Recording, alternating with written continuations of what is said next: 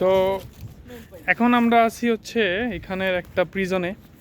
So basically এই প্রিজনটা হচ্ছে আসামিদের জন্য ছিল, সুস্থ মানুষ না। তো এটা হচ্ছে প্রিজনটা। হ্যাঁ তোমার নানা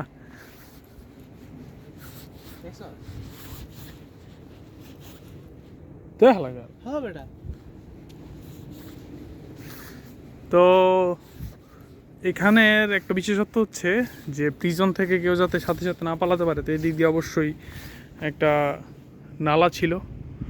এই নালার ভিতরে অবশ্যই কুমির ছিল, যাতে এখান থেকে লাফ দিলে কোনো সাউন্ড পাওয়া যায় এবং সাথে সাথে উপর থেকে শ্যুট করা যায়। তো বেশ ইন্টারেস্টিং একটা প্রিজন। বাট প্রিজন থাকলে ওদের মনটা ভালো থাকার কথা, যেহেতু প্রিজনের জানালা দিয়ে এই ভিউটা পাওয়া যায়।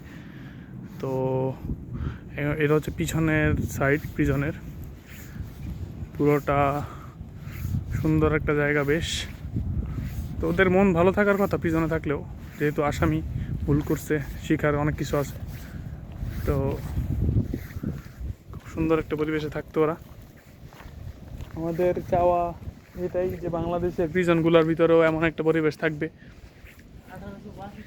1862 সালে ওদের চিন্তা ভাবনা ছিল এটা, যে ওদেরকে একটা ভালো জায়গায় রাখতে হবে। তো আমরাও চাইলে এমন করতে পারি। কোন ট্রেঞ্চ? এটা তো দেখাইছি, কইছি এটার ভিতরে কুমির ছিল এটার ভিতরে। তো যাই হোক, এটা আসলে আমরা কোনো প্রফেশনাল ব্লগার না, আমরা হচ্ছে বিটলাচোদা ব্লগার। তো এই জন্য আমরা যা ভিডিওগুলো দেখাচ্ছি, কথাগুলো বলছি। হ্যাঁ, ইমতিয়াজ নিজেকে দেখাতে চাচ্ছে একটু। তো এখানে ও হচ্ছে দেখতে চাচ্ছে যে ভিতরে কি থাকতে পারে। আমরা একটু ভিতরে উকি দেওয়ার চেষ্টা করি, দেখি আমরা ভিতরে কি আছে আসলে।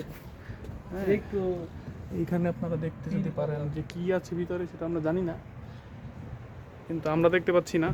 আমরা যদি এখন গর্তের ভিতরে পড়ে যাই ট্রেঞ্চের মধ্যে, তাহলে আমাদের অনেক কষ্ট হয়ে যাবে উঠতে।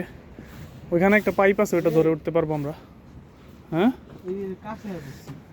কি কাছে? আমরা জানলার কাছে। হ্যাঁ দেখছি তো, এই জানলা দিয়ে কেউ যদি এখন চোখ মেলে তাকায়, তাহলে আমরা ধরে পালাতে পারবো না। তাই এইখান থেকে আমরা চলে যাচ্ছি। দেখা হবে আবার পরবর্তী কোনো জায়গায়।